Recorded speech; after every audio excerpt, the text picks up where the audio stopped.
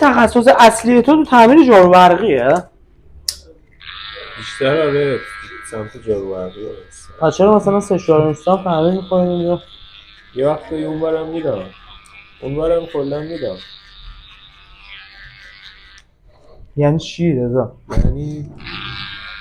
یعنی پامیده اونورم کارای اونورم انجام میده. من کارا رو از ته جمع میکنم. چی میگم توضیحش خیلی سخته ولی میخوام بفهمم چی میگی ولی متوجه منظورت نمیشم.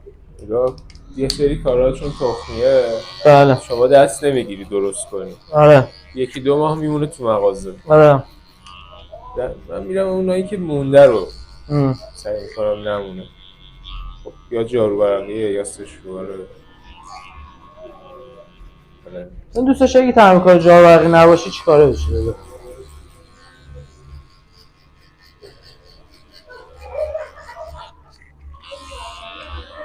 اصلا کلا دنیات وابسته به جارو برقیه. یعنی تو این سمت همین تعمیرات لوازم خونگیه دیگه. غیر از مثلا تعمیر لوازم خونگی به هیچ کار دیگه علاقه نداری نه؟ لوازم برقی. دایره‌اش گسترده است. همش یه نفر سخته. پس دوست داشتی تا ابد توی تعمیرات وسایل خونگی بمونی آره؟ بخیر ببین پشت همه این رایی که میان تو این کار یه عشقی هم باشه. کسخل نیستن. عشق تعمیرات رویایی دارن. آره. تو دوست داری که رسید رویات مثل این بود که مغازه‌تون رو چیز کنی آره؟ چیز کنم. گفتم تو چی می‌خوام مغازه‌مون رو استریپ کلاب کنم. آره یعنی چی؟ بس چه گفتم شو میگم. خودت چه گفته بودیم سری؟ نه الان یادم نیست اون سری.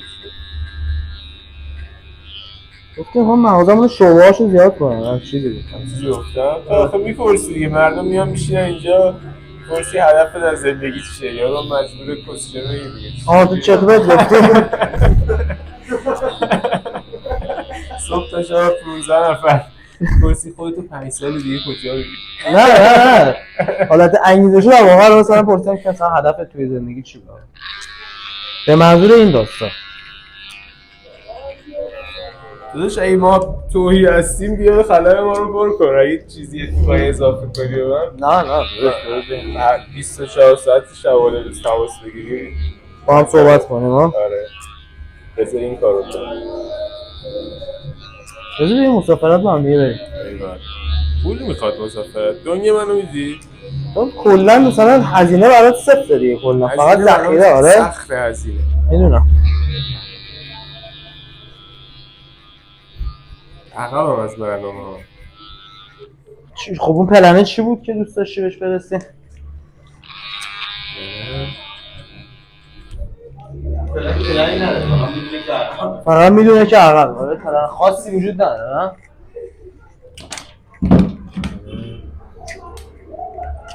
نمیشه بگی دیگه که یه سری ها میشینن روی صندلی تو ازش سوال میکنی اگه به جواب واقعی بدن در معرض قضاوت قرار میگیرن دوست ندارم بگم الان دوست نداری بگی که در معرض قضاوت قرار نگیری نه؟ مثلا نگی یارو کسخاله بیشتر از این نه آقا من برای چی باید بگم کسخاله بشه به انسان فریخته ای هستی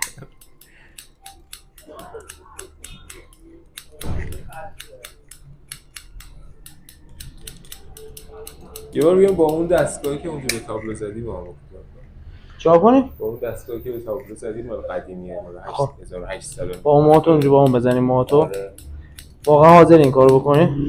حاضری؟ آره دیگه بزنیم آره یعنی یه بار بریم تو کارش با اون جدی میگم شاید تیز نباشه شاید مثلا بکنه موتوی دهنت سرویس شه ولی حاضری که این کارو بکنی خب باید تیزش کنی خب میدم کاراشو بکن دیگه تعمیر میکنید اینا نه؟ برقیه داداش این برقیه واقعا به نظر خودت